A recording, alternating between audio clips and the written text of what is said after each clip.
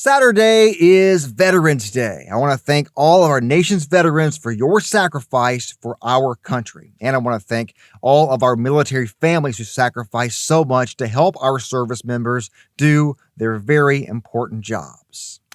This year, in the city of Chattanooga, there have been several important veteran-related stories. Signal Mountain's Larry Taylor received the Medal of Honor, the first Medal of Honor recipient in our area since the 1950s. Also, the city and county are working on a project to house homeless veterans. I talked to Chattanooga Mayor Tim Kelly about these stories and much more. We've said many times, Chattanooga has a very straight-faced claim to be the most patriotic city in America, and not for nothing. I mean, it's a very veteran-friendly community. We have a lot of veterans working here at the city of Chattanooga. I had lunch with one of them yesterday, and a guy that won 2 Bronze Stars. And we can and should do more to reach out to the veteran community as a workforce development strategy, and we're going to be working on that. This is Tomorrowtown, Tennessee.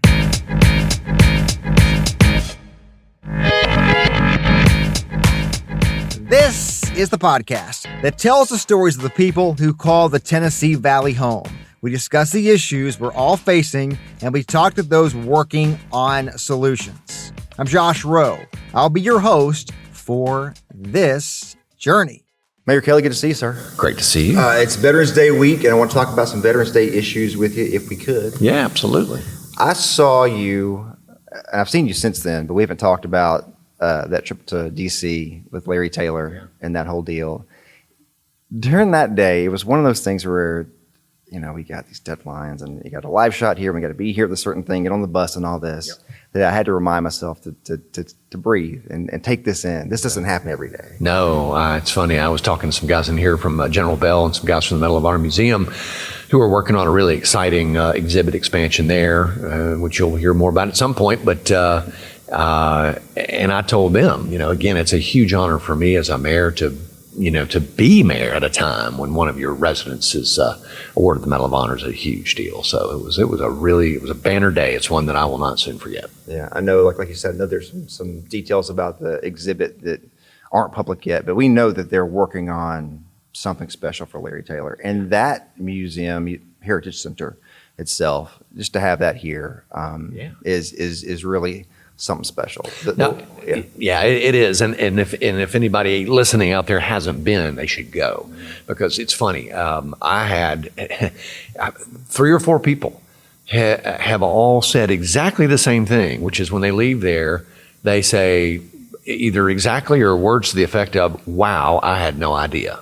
I mean, you don't have to be a military buff to be highly entertained and informed by it. It is really something. It is not, you know, the world's biggest ball of twine or flea circus or some kind of quaint, you know, I mean, the old time Chattanoogans will remember the old Confederama, which was kind of like a Civil War museum. It is so much more than that. It is a incredible, interactive, entertaining. I mean, it's just extremely well done. And I've been many times, but every time I go, I see one thing. They're like, "Oh, I didn't know that was here. I didn't see that. That picture. There's a picture in there that's got.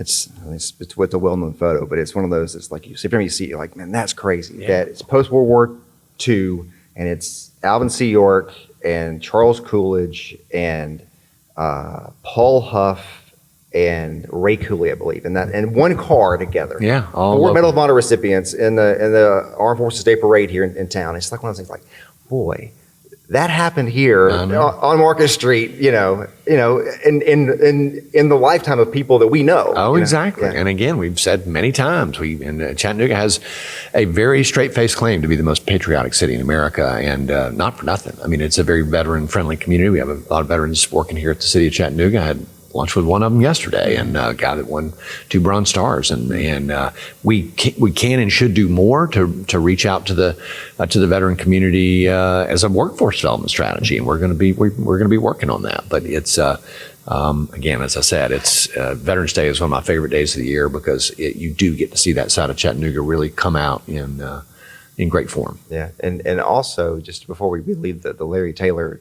topic, having a chance to get to know him a little bit the last few years, I mean, his combat record, number one, 11 months, 63 combat decorations. I mean, It's crazy. it's wild to think about it. But he's also hilarious. Yeah, yes, he is. and he's been here. I mean, he grew up here, and except for his military experience, he's lived here basically the whole time. Yeah. He really is one of those Chattanooga treasures almost, of just like that's a special person. He definitely is. And again, I've told this story before, but I spent the better part of my career selling Subarus, and I'll never forget first time I met him. He walked in, and he always wore this kind of old Army field jacket, and that's how kind of I knew he was a veteran. And I knew he was a veteran. He was proud to be a veteran, but I didn't know anything more than that about him. I knew he had this sheet metal business, and he had a predilection for white legacy wagons. He really loved those Subarus, and I had the same car, and he always had that very dry sense of humor. And, I can't say I remember every person I ever sold a car to, but he sticks out, as you say, because he is such a unique character. And, man, great sense of humor. It reminds me of my own dad, honestly, in a lot of ways, who was also an Army veteran and also had a very dry sense of humor, but just a great guy. Yeah, no doubt. Yeah. No doubt. You speak every year, I guess Memorial Day and Veterans Day, at the Veterans Bridge. Yeah. Veterans Bridge is one of those things. When I first moved here, we lived in North Chattanooga.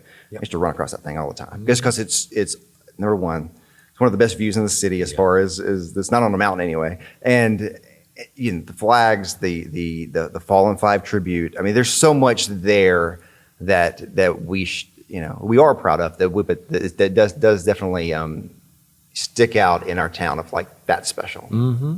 Yeah, I mean it is a great spot for if you're not a runner, you might not have ever done anything but drive across it. But again, Walnut Street Bridge gets a lot of attention for good reason. It's beautiful, but the aprons, the sidewalk on the one side and the rather large apron on, gosh, what would that be? Not the north side, would that the west side of the bridge, I guess. That's right, yeah.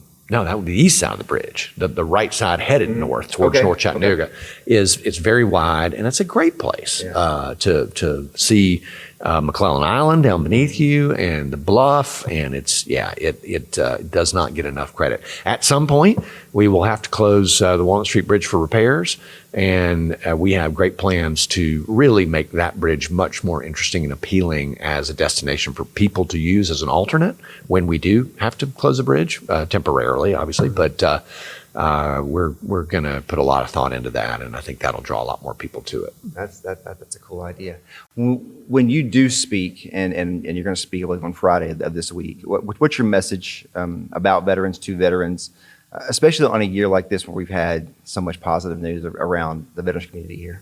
Well, I think just thanking them for their service more than anything. I mean, we need to honor them. I mean, it sounds trite, but it's really not. Freedom isn't free, right? And again, democracy is a pretty fragile form of government, and those guys, men and women, swear an oath to the Constitution, not to any person. I think it's important to remember that this country is based on an idea.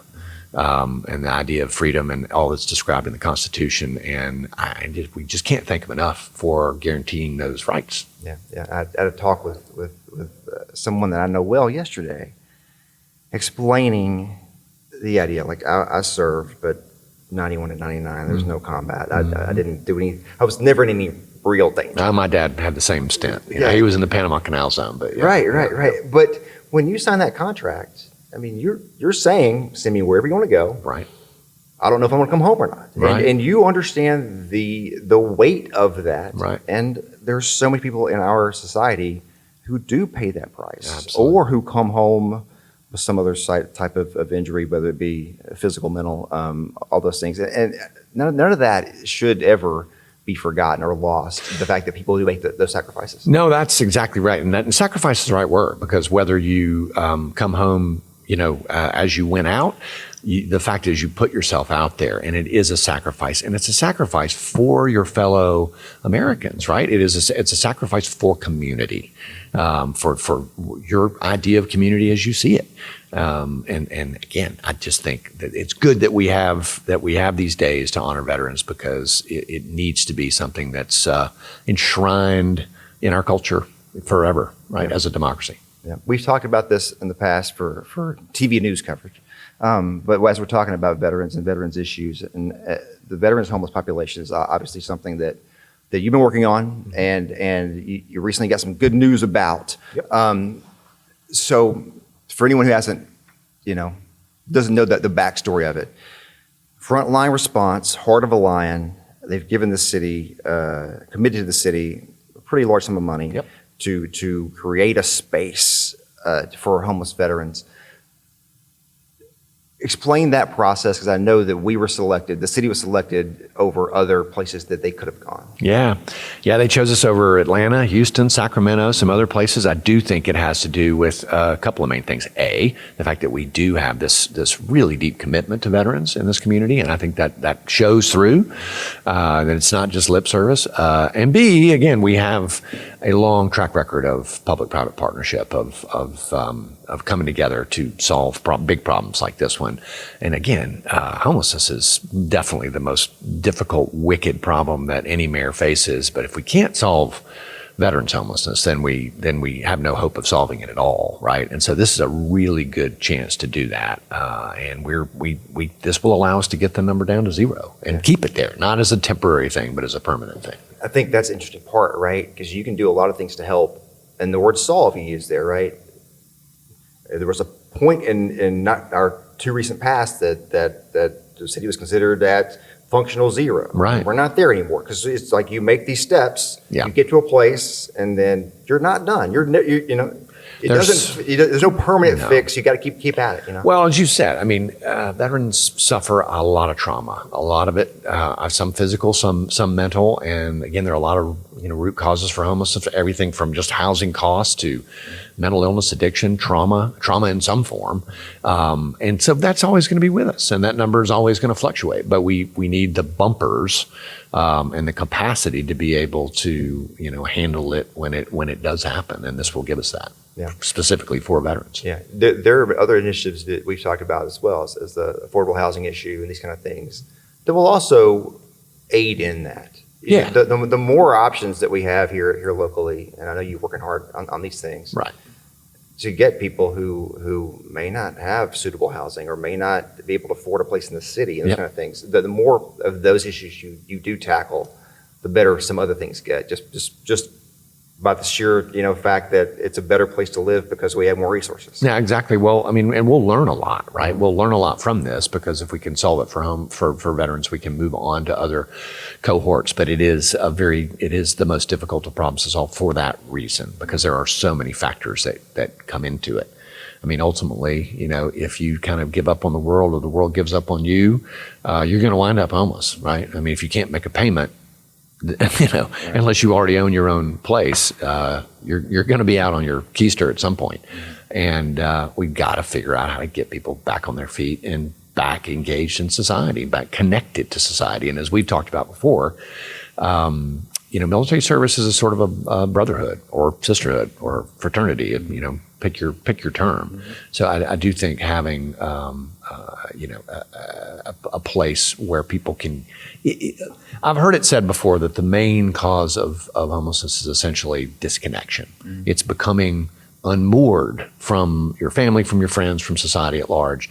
And then, again, one of the problems we have is that when people get on the street, they get reconnected. They find a new family on the street, and then they don't want to leave that family, which becomes that much more difficult. So again, having this frontline response facility will allow people to reconnect with people that they're already predisposed to connect with and share experiences with, and hopefully get back on their feet. Yeah. What are and we talked a couple weeks about this, but what are the next steps? Is that clearer as far as what happens now? Not entirely clear to me, but I think trying to choose a site is the main thing. I mean, to be fair, we haven't even really had the formal announcement. I think that's scheduled for this Friday. I don't know when this podcast will air, but got to get a site. And then that's always a process, doing the environmental review and doing all the stuff you got to do if you're going to build anything.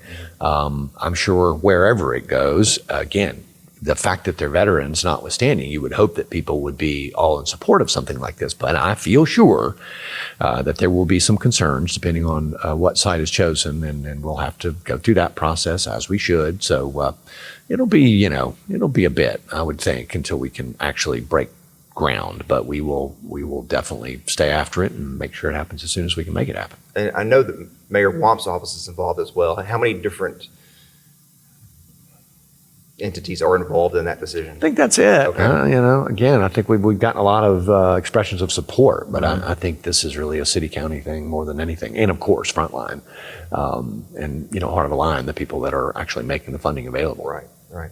You mentioned in that somewhere, homelessness in itself and the issues that you see that contribute to that. And you said the words "making a payment," and it made something in my head pop out that I remember years ago going down to some homeless camps and talking to some people, and it was a man who used to be homeless, and he was telling me a story. He was a business owner. He had a business, and things just went a series of unfortunate events. Yep. It wasn't a substance thing. It wasn't that kind of thing. It was literally just this happened, and then this part of my company collapsed because we didn't run it very well, and then this thing, I made a bad decision about this, and then my wife left me because everything was going on, and then before you know it, why not, right? I mean, that's I've heard that same sort of that version of that story over and over again. And the scary thing is, any of us can see that and think, boy, none of us are really that far away from bad things. It is the old saying, right? There, but for the grace of God, go I. And I think we should all remember that, right? It's so easy to dehumanize homeless people who are experiencing homelessness, whatever term you choose to use, and forget that every one of them has a story. Every one of them has a mother and a father, and a lot of them have kids, and every one of them deserves compassion, right? And so it's easy to get frustrated a lot of times because a lot of them aren't behaving in the way that we would hope that they would, but doesn't make them any less worthy of our care and support. Yeah, and I remember he also said about getting rehoused, that when he actually got a house to sleep in, that he didn't like sleeping inside because he was so didn't feel safe because he couldn't hear things. Exactly. And so, I mean, boy, there's so many layers to that problem. There really are. And again, that's why it's such a difficult, pernicious problem to solve. Yeah. Well, one more question. I understand that there's plans for a new veterans monument or memorial going up as well. Explain what's going on with that. Well, you might remember, those who've been around Chattanooga would remember for Patton Parkway way back when had this kind of big center island, and which had gotten kind of overgrown and unkempt. But part of that was a World War II memorial. And when they redid Patton Parkway to open it up, they removed that monument, and a veterans group has been working since then to identify a new group, or rather a new site. And they have identified a space down on Riverfront, kind of under the old Jotty Bridge down there next to the marina. And so hopefully they will, come forward with some announcements and some specifics on that very soon, but that's where it will be moving to. I think that was the deal when that was taken down with the State Historical Society, that there had to be a new place at some point. Yes, exactly. And so again, those processes take quite some time. A number of our most prominent local veterans have been serving on that committee to make sure that it's done in the right way. And in fact, it will be a much more visible and I think much more fitting monument where it's going from where it's been, because it had fallen into disrepair, frankly, where it was. So very much looking forward to seeing that happen. All right. Mayor Tim Kelly, thanks for your time. I appreciate you. Thank you, Josh. Thanks again to Chattanooga Mayor Tim Kelly. We always appreciate you taking the time and sharing your thoughts with us. Coming soon on this show, we typically release a new episode every other week, but this Saturday, Veterans Day, we'll release a special episode. A talk I gave this week about Veterans Day, a little about my military service, Captain Larry Taylor, and much more. That is on Saturday on Tomorrowtown, Tennessee. This podcast is a production of NewsChannel 9, Fox Chattanooga, and Sinclair Broadcast Group Chattanooga. We hope you join us again real soon.